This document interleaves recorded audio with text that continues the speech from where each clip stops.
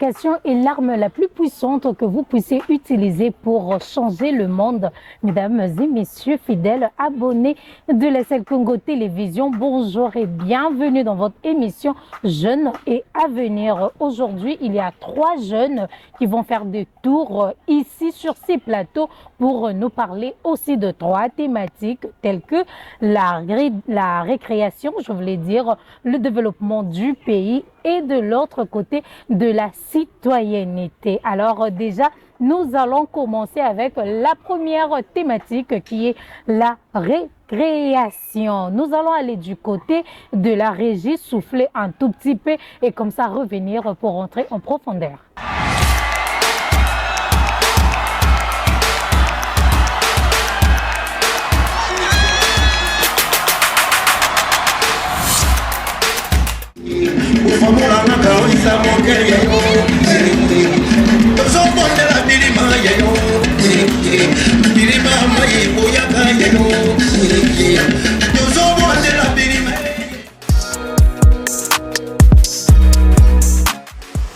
PDC Jean-Baptiste de la Salle, patron des éducateurs chrétiens, s'est engagé résolument à promouvoir les idéologues qu'il a prônés, spécialement procurer aux jeunes des matériaux nécessaires pour leur formation intégrale. Voilà, merci beaucoup Gédéon Matuidi pour cet élément qui nous a permis de souffler. Chérie, bonjour. Bonjour. Comment t'appelles? Je m'appelle Yeso Boyaou Daniela. Daniela, tu es en quelle classe? Je suis en 7e. Tu es en 7e. Voilà, Daniela, tu peux nous dire pour toi c'est quoi la récréation? Pour moi, la récréation, c'est une pause accordée aux élèves pour se récréer, pour manger, pour parler, pour s'amuser, pour faire plusieurs choses. D'accord. Et c'est quoi l'importance? L'important, c'est que ça aide aux élèves à mieux se connaître, à mieux se développer aussi et aussi à apprendre à parler avec d'autres camarades de classe. Donc, voilà, quand vous êtes en classe, vous n'avez pas le temps de parler. Oui. C'est à la récréation que vous profitez en mangeant, vous faites connaissance, vous parlez avec les autres et tout. Mais pourquoi les autres n'aiment pas se récréer? Parce que souvent, il y a d'autres gens qui sont empêchés, parce que souvent, il y a d'autres gens qui aident leurs amis à faire leurs copies, leur expliquent la leçon qui était donnée avant la récréation et plusieurs choses. Alors là, ce n'est pas du tout le moment, comme tu l'avais dit toi-même, ce n'est pas du tout le moment de faire des copies et tout, c'est le moment de manger, de faire connaissance, comme tu l'avais dit. Mais Oui. pourquoi eux, ils préfèrent seulement faire les copies? Est-ce que tu penses que ça n'a pas de conséquences? Bon, je pense que ça a une conséquence parce que au lieu d'aider ses amis à faire les copies, il faut aussi profiter de sa récré, il faut aussi manger, il faut aussi apprendre à connaître des personnes. Ok, alors manger pour toi, est-ce que c'est vraiment important qu'on est en classe? C'est vraiment important de manger? Est-ce que ça joue aussi un rôle dans le cerveau? Ça joue aussi un rôle dans le développement de la personne? Oui, manger c'est très important pour la santé parce que si nous ne mangeons pas, nous pouvons tomber aussi malades, gravement malades. Voilà, et qu'est-ce que tu penses de la cantine scolaire?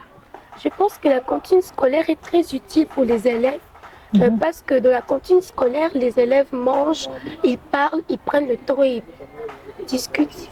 D'accord, c'est très important parce que la ministre de l'Éducation avait dit, elle a promis que déjà l'année scolaire prochaine, il y aura la cantine scolaire dans toutes les écoles. Il y aura vraiment de la nourriture pour les élèves, pour manger. Qu'est-ce que tu en penses? Je pense que c'est une très bonne idée parce que ça aide aussi à d'autres personnes qui n'amènent pas de nourriture qui puissent manger à une cantine scolaire. Voilà, donc ça permet à ceux-là qui n'ont pas d'argent pour se récréer de fois à manger et tout. Alors, quel message tu peux lancer à tes amis qui n'aiment pas se récréer? Le message est que dans la vie, il faut toujours se récréer. Il faut aussi toujours apprendre à parler avec une personne et il faut toujours manger pour bien garder la forme. Voilà, nous sommes en tout cas presque à la fin avec toi. Tu peux saluer quelqu'un? Bonjour, Et tu salues qui? Tes dédicaces, tu donnes à qui? Je dédicace ça à mes parents, tout D'accord. d'abord, et à tout le monde qui est là et qui m'ont soutenu. Voilà. Merci beaucoup, fidèles abonnés. Nous rappelons que cette fois-ci, nous allons prendre une autre personne, une fille toujours, qui va nous parler cette fois-ci du développement du pays. Avec cette fille, en tout cas, nous allons un peu essayer de voir comment développer ces pays. En retour du côté de la région.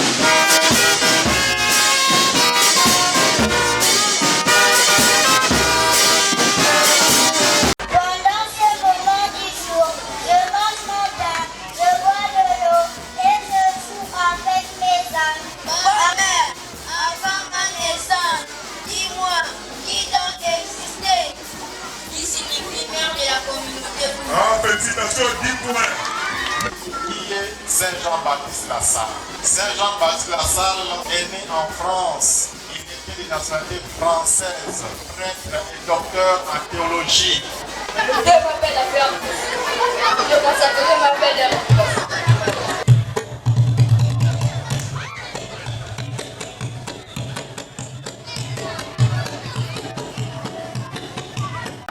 Voilà, de retour, une fois de plus sur ces plateaux, comme je l'avais dit tantôt, avant de souffler, en tout cas, que cette fois-ci, nous allons parler du développement du pays. Alors, je reçois une autre personne, elle va se présenter comme ça ensemble avec vous.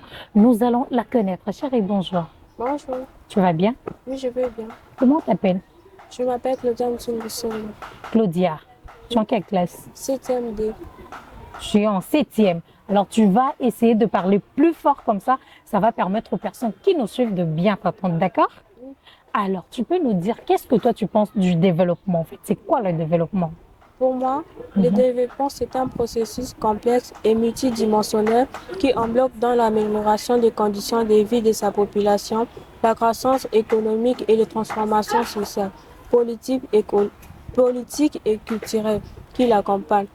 En d'autres termes, c'est une évaluation positive et durable qui vise à améliorer le bien-être général de la population, non seulement en augmentant son revenu, mais aussi en améliorant son accès à l'éducation, aux soins de santé, à un environnement sain et en renforçant ses droits et libertés. D'accord, là, tu as lu. Maintenant, tu peux nous dire ce que tu as compris dans ce que tu as lu. C'est quoi, en fait, le développement d'un pays? Quand on parle du développement d'un pays, on voit quoi?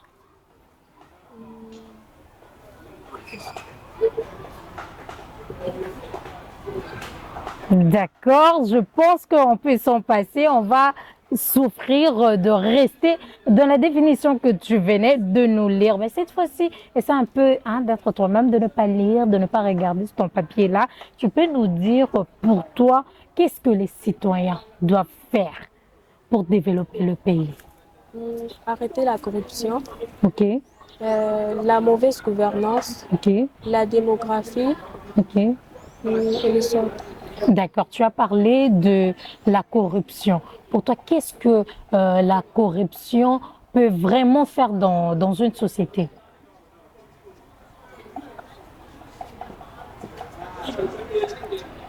Voilà, ça complique un peu. Tu as dit que pour que le pays se développe, il faudrait que les citoyens évitent la corruption, la mauvaise gouvernance et tout. C'est ce que tu as dit, non?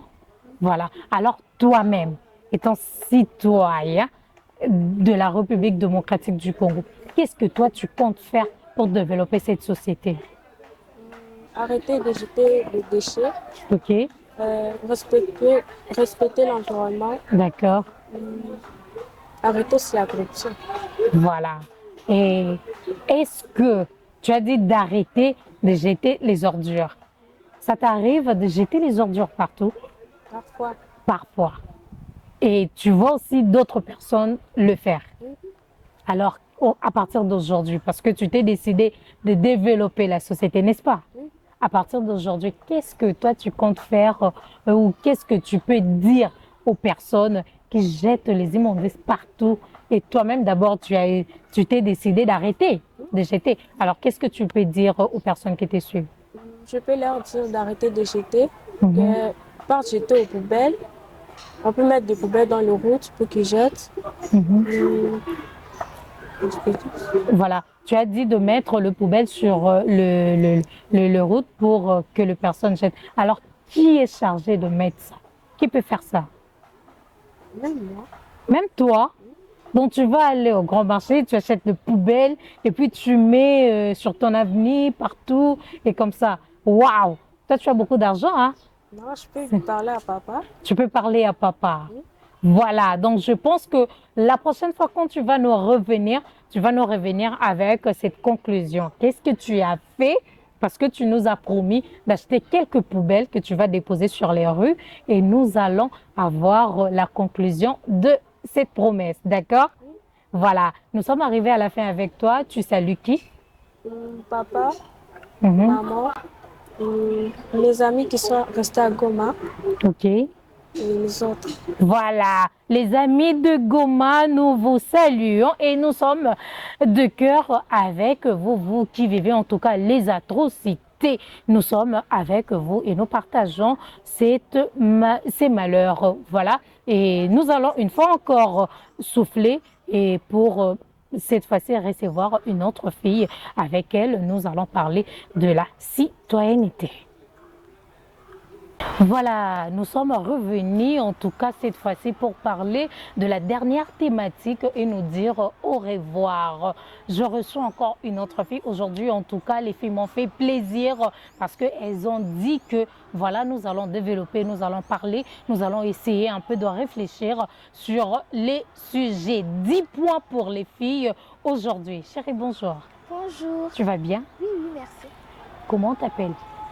Je m'appelle Moumoun Prunel. Prunel. Alors, tu es en quelle classe? Je suis en 7e. Tu es en 7e. Tu sais qu'avec toi, nous allons parler de la citoyenneté? Oui. Tu le sais bien. D'accord. Tu peux nous dire d'abord, c'est qui un citoyen? Un citoyen, c'est un habitant d'un pays, mais pas un simple habitant. Un habitant qui aime, qui respecte les autorités de son pays, qui respecte les biens communs, qui défend son pays avec son âme, son cœur, son esprit, sa conscience, qui met vraiment toute sa force dans le développement de son pays. D'accord, là tu as parlé d'un bon citoyen. Voilà. Et alors, une personne qui ne respecte pas ça, on peut le chasser d'un pays? Non, je ne Non, pense pas qu'on pourquoi? peut le chasser, mais il faut qu'on l'apprenne. En fait, c'est pas tout le monde qui sait qu'il faut aimer son pays. C'est pas tout le monde qui a été éduqué dans l'amour de son pays. Peut-être qu'il a vu des souffrances durant sa vie dans le pays là où il est et n'a pas cet amour-là des dirigeants du pays en général. Il faut plutôt l'aider à apprendre à aimer son pays et lui donner l'espoir que lui aussi peut développer son pays. D'accord. Et cet amour-là du pays, ça s'apprend où? Dans la famille, à l'école, sur les rues ou comment? L'amour du pays peut s'apprendre à l'école. D'accord. Ça peut aussi s'apprendre à la maison. Ok. Alors, à l'école déjà, toi tu es en 7e. Oui. Est-ce qu'on vous apprend à être des bons citoyens? Oui, on nous apprend à être des bons citoyens. On nous parle de la citoyenneté, de comment se comporter, de comment être un bon citoyen. D'accord. On vous parle exactement de quoi? Comment être un bon citoyen? Quels sont les éléments là qui montrent réellement que tu es un bon citoyen?